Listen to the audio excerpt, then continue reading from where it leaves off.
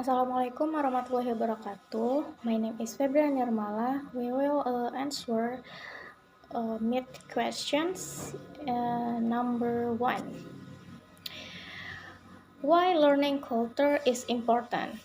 And state your argument by giving examples. In my opinion, learn about culture can make us avoid misunderstanding and embarrassment.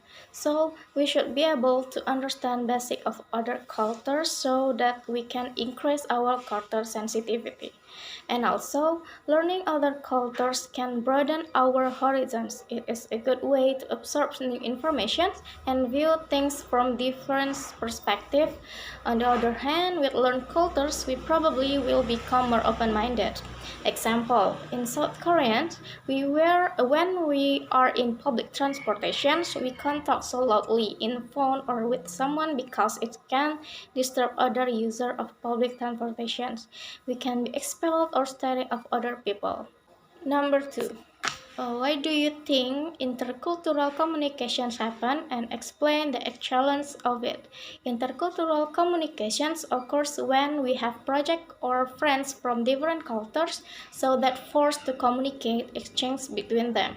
Challenge it when we have the incompatibility perceptions between cultural values, situational norms, objective guidelines, limited research, different styles and process, different behaviors such as unfamiliar communication styles, different polite expressions can make communications and negotiation situations more difficult when there is a second language of communications.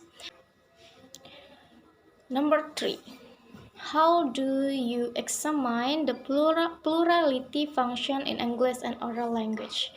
State your argument by giving examples. In plural, we find the Latin word plus, which of course means more. In other words, the notion of plurality is based on the idea that when using a plural, we mean more and probably more than one, thus suggesting that plurality is a relative concept which is not integral, quantitative, and from which degree is not absent.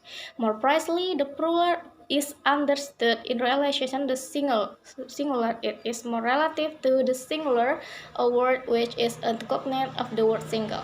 Singular comes from the Latin singularis, meaning single. That's all my answers for all questions. Thank you. Assalamualaikum warahmatullahi wabarakatuh.